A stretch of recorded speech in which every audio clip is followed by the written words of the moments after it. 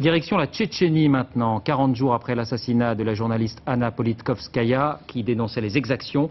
Nous avons souhaité revenir sur la normalisation en cours, entre guillemets. Il faut savoir que la province est désormais gouvernée par un protégé de Vladimir Poutine, Ramzan Kadyrov, fils du président assassiné il y a 2 ans. Il a à peine 30 ans, c'est un ancien lutteur et chef de milice. Il affiche ses goûts de luxe sans complexe et la population épuisée par des années de guerre semble se rallier à sa cause malgré les protestations des défenseurs des droits de l'homme. C'est le dossier de cette édition, il est signé Anne Ponsinet, Volodya Poliansky. Ramzan Kadyrov a beau dire que la Tchétchénie est pacifiée, autour de lui ça ne saute pas aux yeux.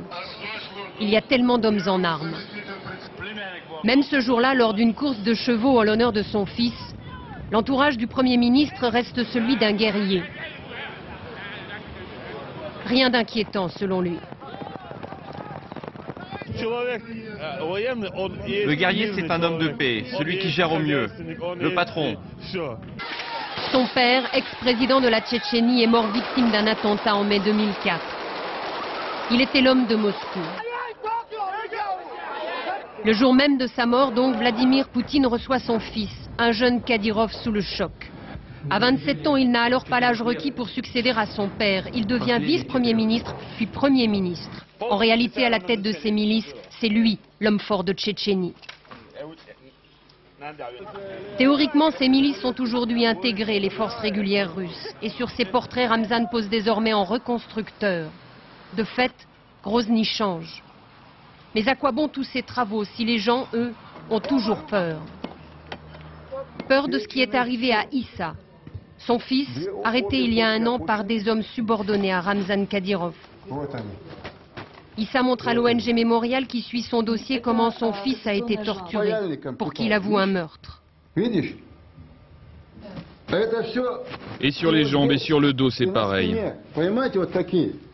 À l'époque, les habitants du village avaient manifesté et le père a porté plainte pour détention illégale, une détermination assez rare.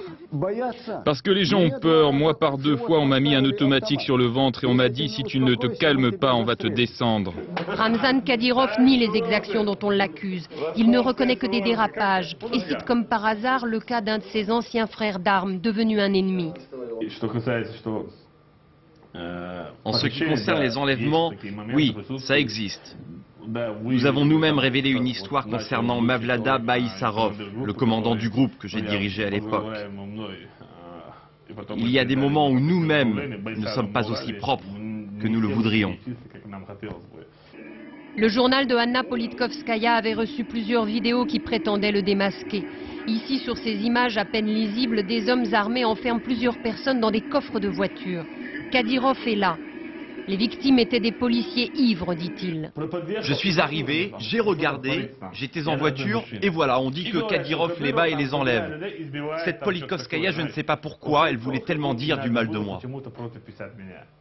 Mais tout ça ne justifie pas que des hommes, même policiers et ivres, se retrouvent dans des coffres de voitures. Question.